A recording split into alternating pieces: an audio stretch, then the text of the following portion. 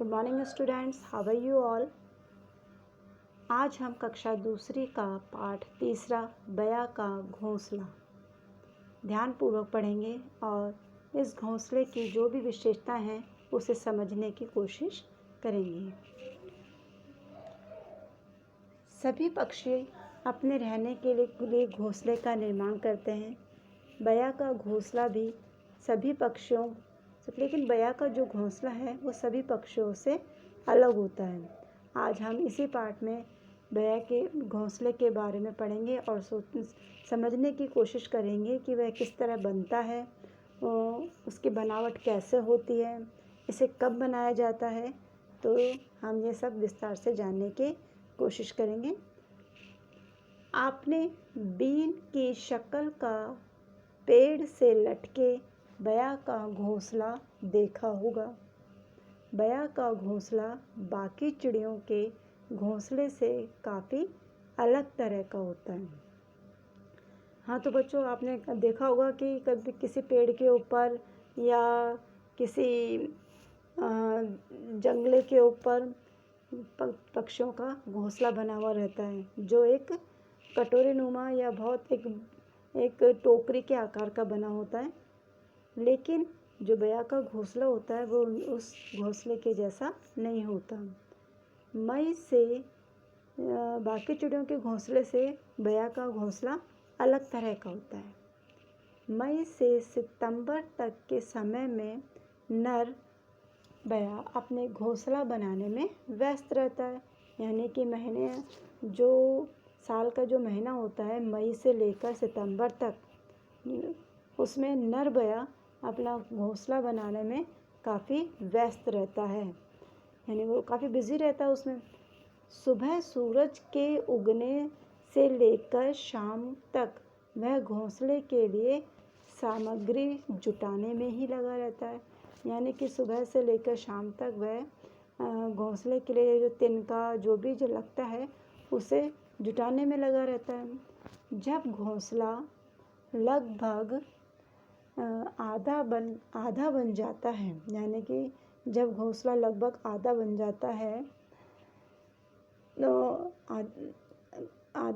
जाता है तो मादा बया घोंसले की जांच के लिए आती है।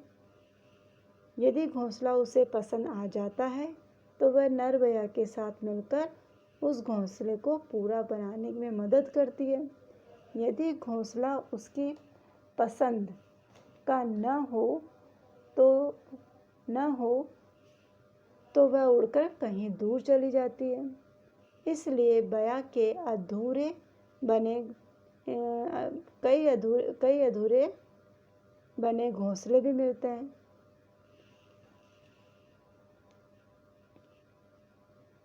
बया के हर नर और मादा जोड़े का अपना घोंसला होता है।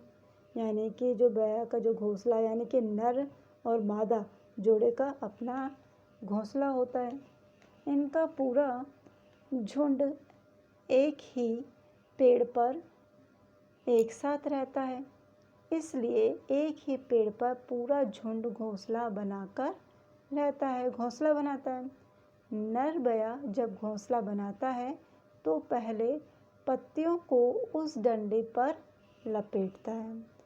जब नर बया घोंसला बनाता है तो सबसे पहले क्या करता है कि वह पहले पत्तियों को उस डंडे पर लपेटता है जिस पर उसे घोंसला बनाना है।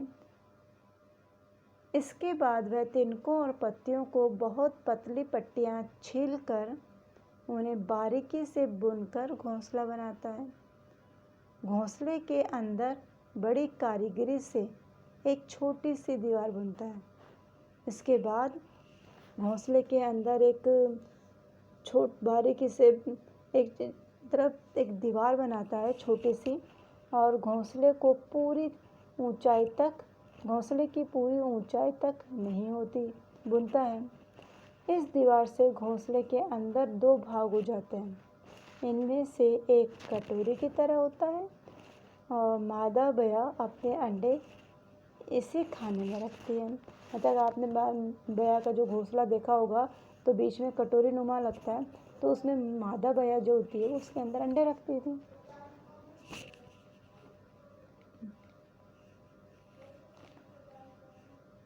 अपने घर में घुसने के लिए बया नीचे के खुले भाग से अंदर जाती है और एक खाने से होती हुई दूसरे खाने में बड़ी कुशलता से चली जाती है, परंतु और कोई पक्षी घोंसले के अंदर नहीं घुस सकता। अब इसमें ये भी एक महत्वपूर्ण विशेषता है कि इसमें कोई दूसरा पक्षी नहीं जा सकता है।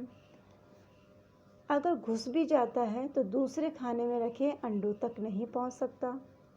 क्या आपने किसी पक्षी का ऐसा घोंसला देखा है जो पेड़ की एक ही डाल से लटका हुआ हो? मीन्स जो सभी तरह के पक्षी होते हैं उनके घोंसले तो काफ़ी एक जैसे समान रूप से दिखाई देते हैं, लेकिन बया का जो घोंसला है वह अन्य पक्षियों से अलग होता है। हमें इस पाठ से हमें ये सीख मिलती है कि हमें चिड़ियों के घोंसले को तोड़ना नहीं चाहिए।